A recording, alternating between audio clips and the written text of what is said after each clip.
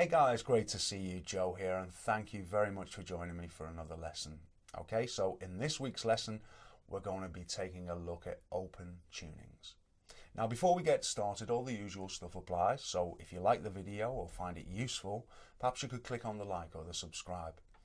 And for those of you who do the social media thing, I really would appreciate a shout out there.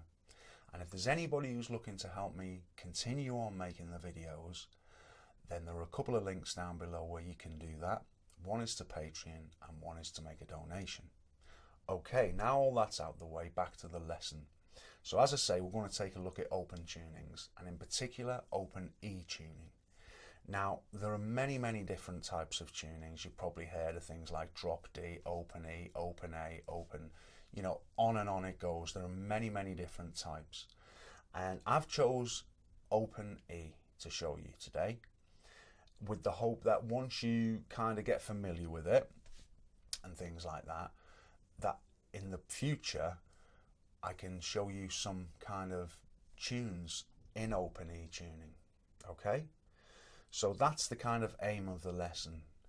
But in this lesson we're going to be just tuning up, and I'm going to be showing you some of the basics. Okay, so this is a very good starting point for those of you who would like to join me exploring open E tuning. Okay, so before we do this, it's very important for me to point out that if you're tuning up when you tune to an open tuning, some of them you will tune down and some of them you will tune up to. Just depends on the tuning. Okay, now with open E tuning we're tuning up, so that means there is some danger of breaking a string, especially if your strings on your guitar are very old. It's more likely. So if you have a relatively new set of strings, it shouldn't be a problem. And it's not to say if you have an old set of strings you can't do this, but it just means there is a possibility that you may break a string. Okay, now on we go. So we need to tune our guitar to open E tuning, and the way we do that is the thinnest string, the E, stays the same, as does the B. Okay, but the G needs to be tuned up a semitone to G sharp. So this is how we do it. Now, one of the secrets to not breaking strings is to do the tuning very slowly, incrementally, rather than a great big turn on the machine head here. That's a sure way of breaking a string. Big long quick turns. So we need to just go slowly.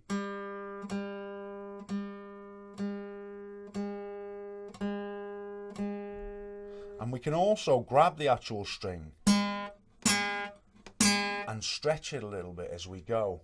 This can also help avoiding breaking strings. So we're still not there. We're just going up a little bit at a time. A little bit more. And we're there. G sharp.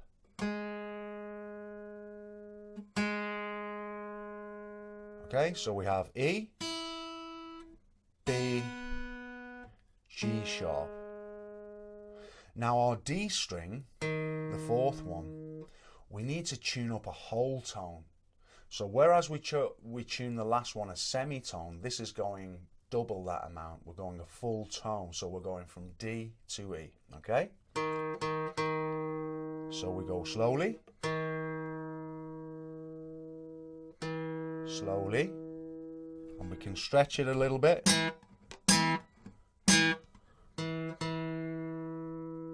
Not far away now. That's it, an E.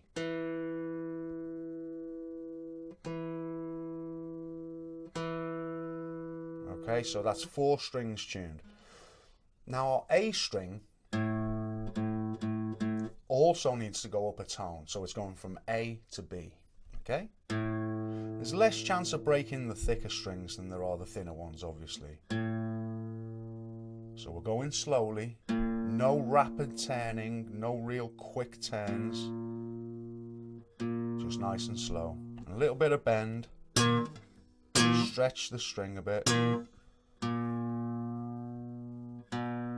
little by little. Okay, that's a B now. And the E stays the same. It was just a little bit out of tune, so I'm just tuning that up. Okay, so if you now play all the strings from the top to the bottom, we have an open E chord. Okay, you can hear that. So that's what it should sound like. Okay, so very quickly, let's go through these strings. That's your E. It's a little bit flat, I'll just tune that. So that's your E. Now the B. Sometimes the other strings can change, like they have there, when you start tuning all the other things up, okay? So it's a good idea to go through it again. That's the G sharp. This is the E again.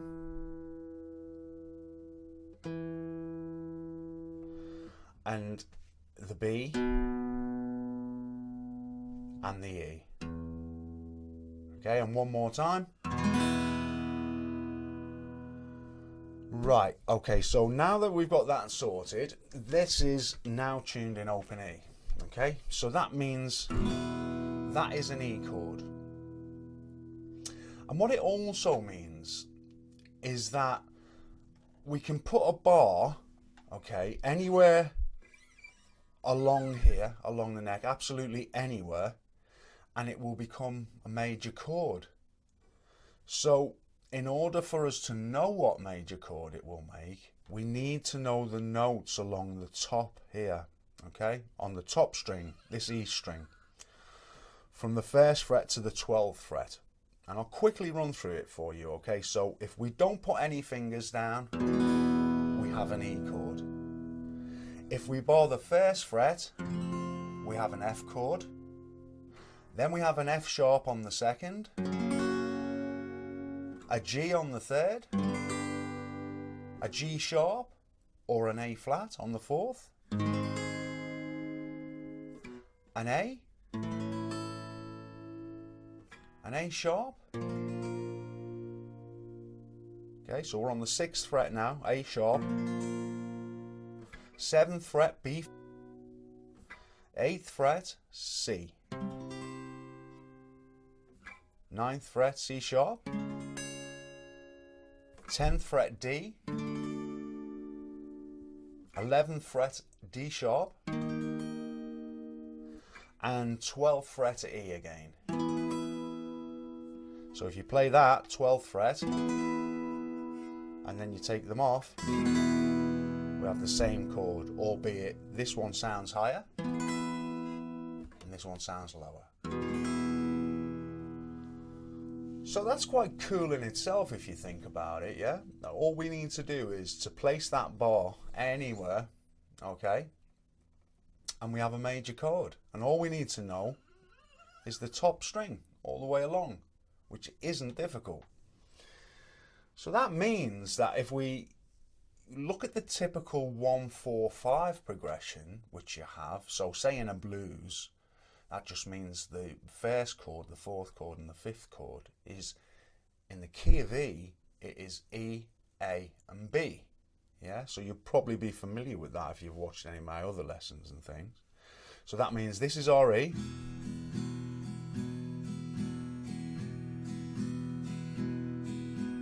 We know the A is here, just like a standard, if you imagine your A major bar chord position, what it means is it's the same, but we're just not using any of those fingers. So that's your A chord on the 5th fret bar. An E again, when we don't bar anything. And B is on the 7th. A, 5th.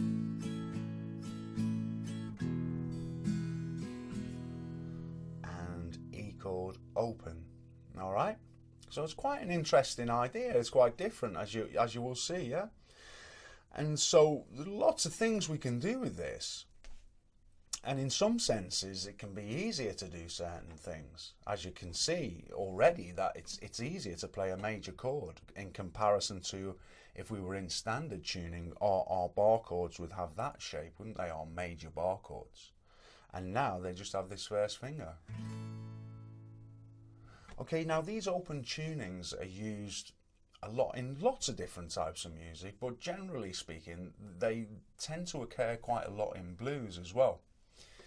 And so if you hear things like slide guitar played and things like that, they're usually played in open tuning because they lend themselves to being played with slide.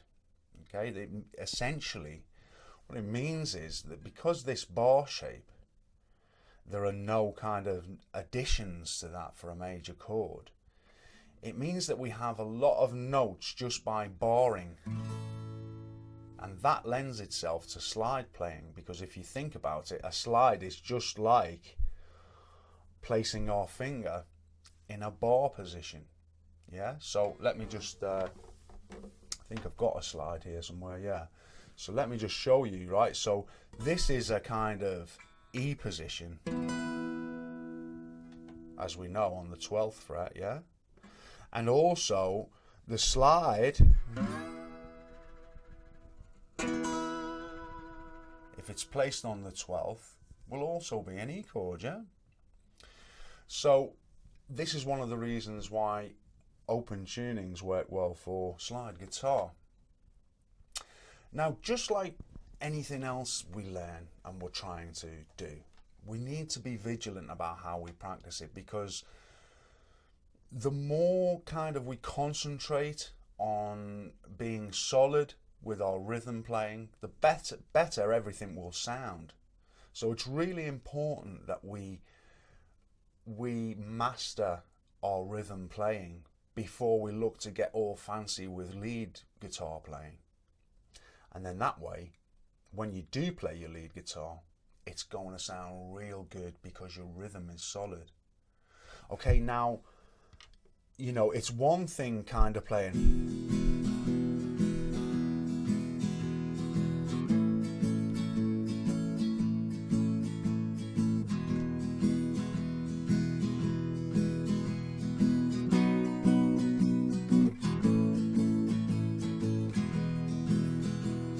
Okay, so that's just basic. It's very basic. There's no control with either my left hand as such or my right hand.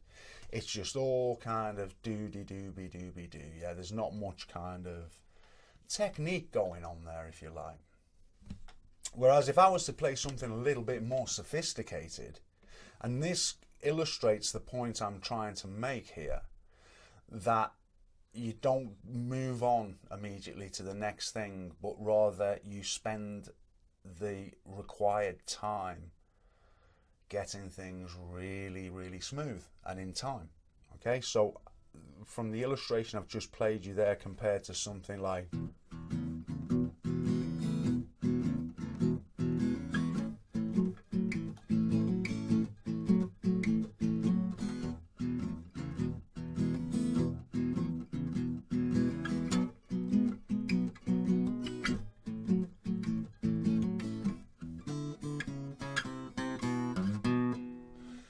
that's different. It requires a lot more skill, if you like, a lot more practice, and involves listening a little bit more so we can hear the differences between the two. So it's always worth spending that extra bit of time to master these things that I'm going to show you. And of course, always make them your own. That's a really, really important point.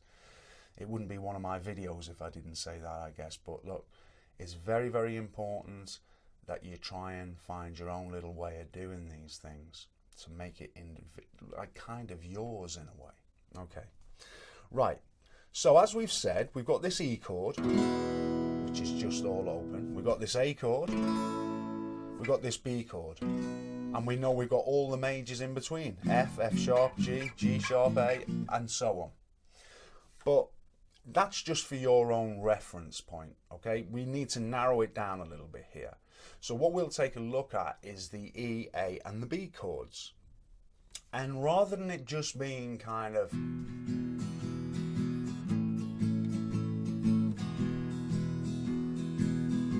that's a great starting point, and don't rule it out. It's a good way to start, you know. And so by all means, start off like that. If it means it's going to get you focused on the timing and the rhythm, then that's a great way to start before we move on. Getting familiar with those shapes.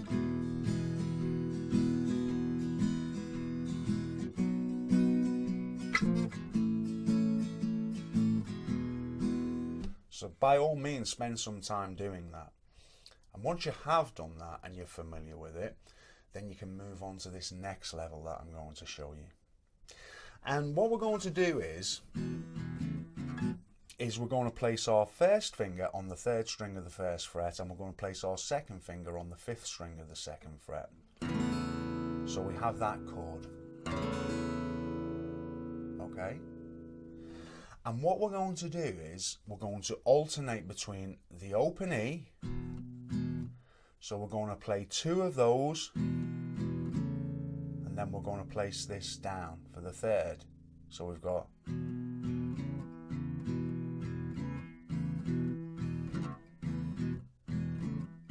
so we're going to have 2 open, 2 with our chord shape, 2 open,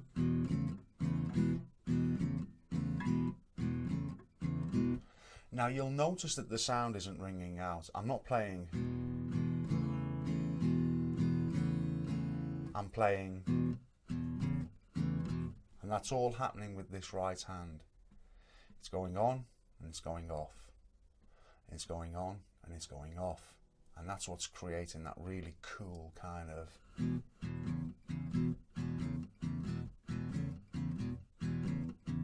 okay? So you need to practice that. It's kind of on and off, on and off. Just experiment.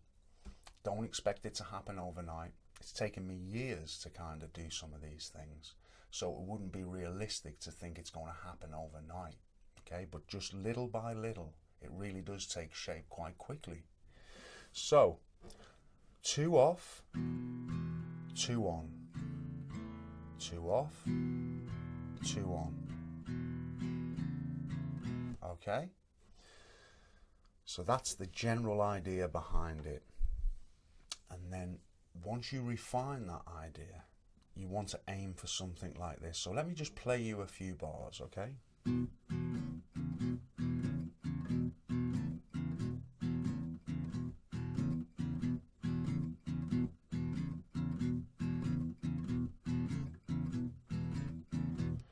Okay, so you can hear I'm killing the sound. I'm controlling the sound. I'm in charge of the sound. And the guitar is not in charge of me just doing what that wants to do. It's more the other way around. Now, once you have this basic rhythm of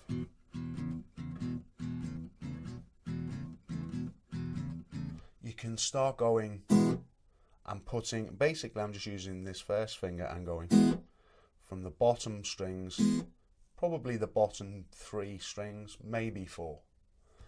So I'm going to incorporate that next to add another element of interest to the rhythm that I'm playing. So it would sound like this. And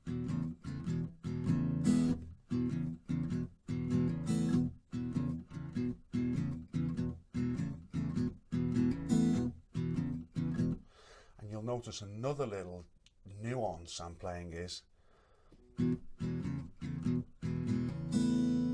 so it's like a,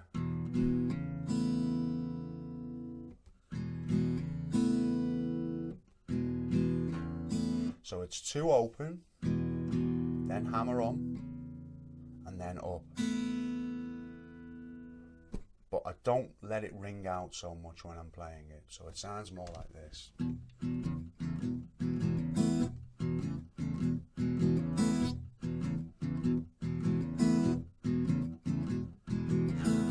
Yeah? Now that's quick, especially when you're starting out with this, so you need to be looking to play it very, very slowly, so it's more of a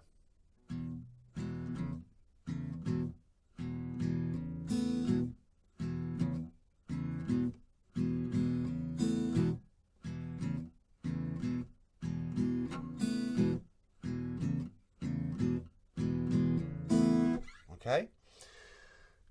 Once you've got that sorted, we move up to the A position, which as we said is just the 5th fretboard. And this 3rd finger is going on the 5th string, 7th fret. So we have a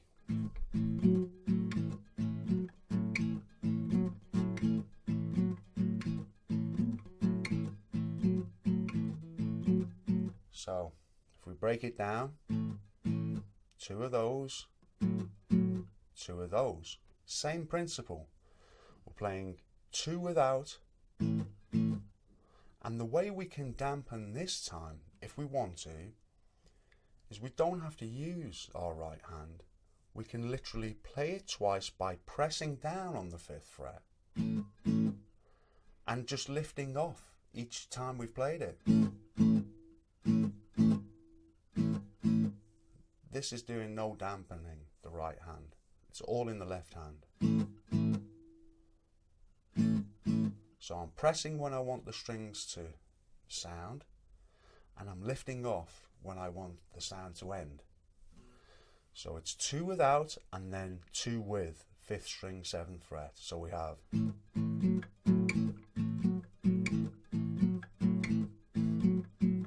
back to our E.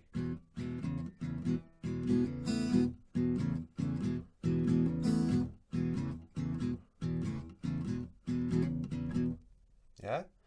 Same when we go to our B position, 7th fret. We're just playing the 5th string, 9th fret now. So the 5th fret for the A chord.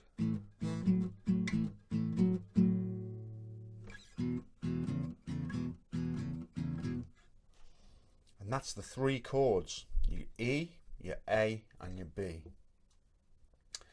Now, where we're playing this upstroke on the E, we can play it on the B and the A, but it means that we have to be very, very comfortable with the whole rhythm thing before we start trying to do it, else it's going to throw everything out. It just doesn't. So it take a little bit of practice, in other words. It won't happen immediately. So let me just show you what I mean. If we're in the B position and we play, there's that one. Okay, so they're subtle, and we shouldn't do this all the time, else it kind of loses its charm. So we're just looking to put them in here and there to, you know, kind of keep people guessing where they're going to come and where they're not going to be, type of thing. Because if we hear things too much, they lose their magic in a way. Okay, so let's run through the whole progression now. So starting with the E.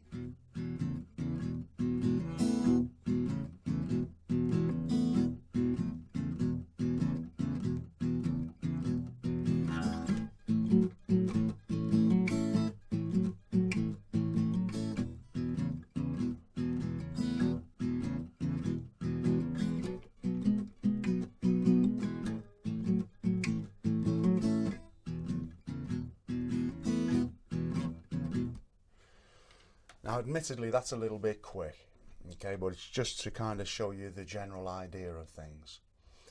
Now, this is a great thing for you to practice, because people like Robert Johnson and some of these other great blues players use this tuning.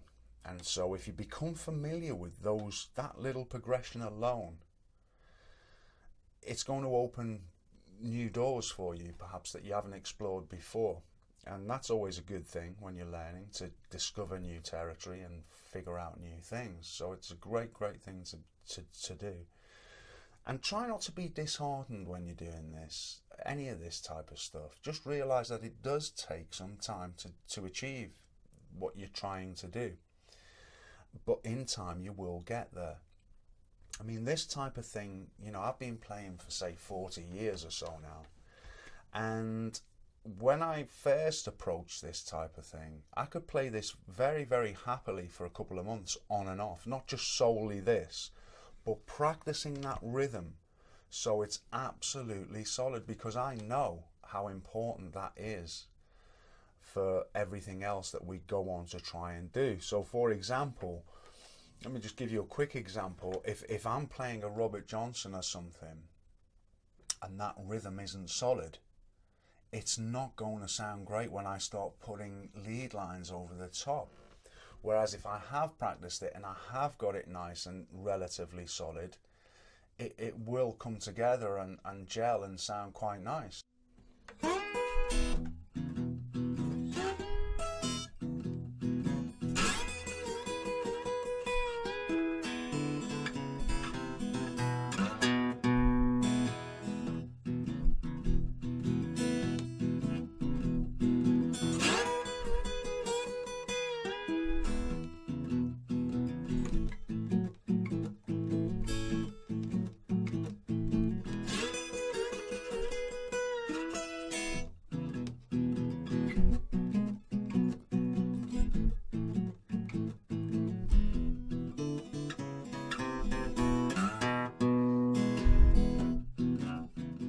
So it's kind of important to try and take this slowly and just maybe incorporate a little bit of this into your daily practice. This idea of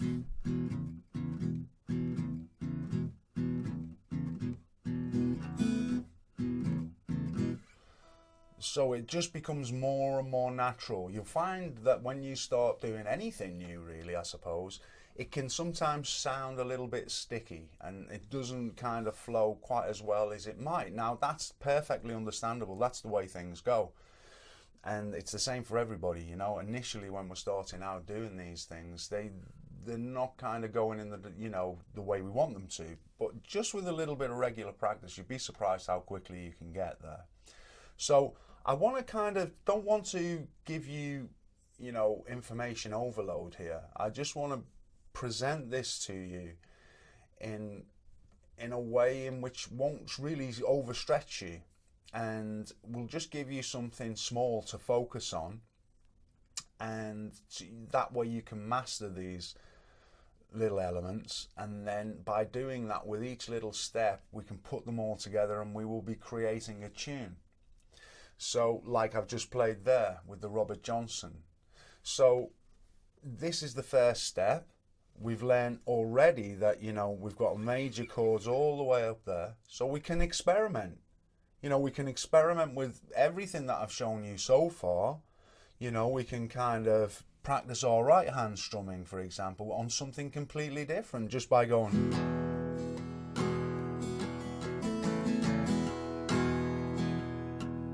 So that's just our E.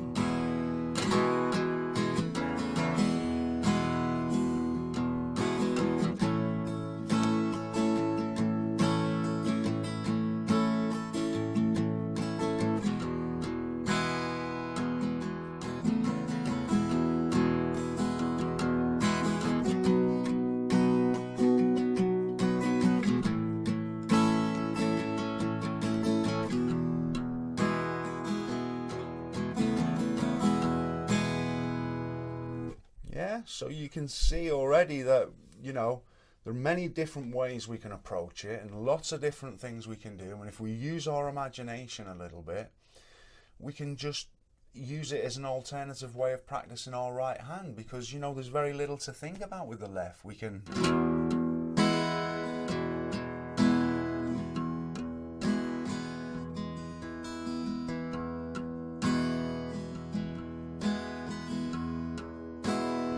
So we can pick, we can strum, we can do whatever we really like with this right hand.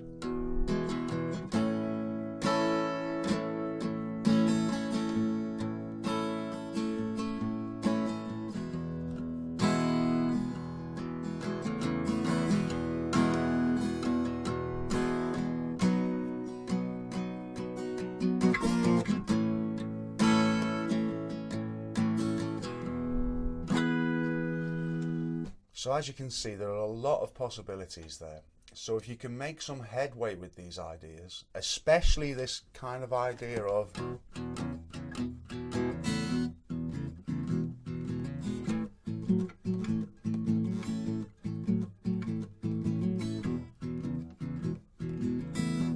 if you can get comfortable with that, then we can really start going places and I can show you some more advanced ideas. But that's very much the kind of the starting point, if you like. So look, I hope that this has helped you. It's just a short introduction into the possibilities of open tuning.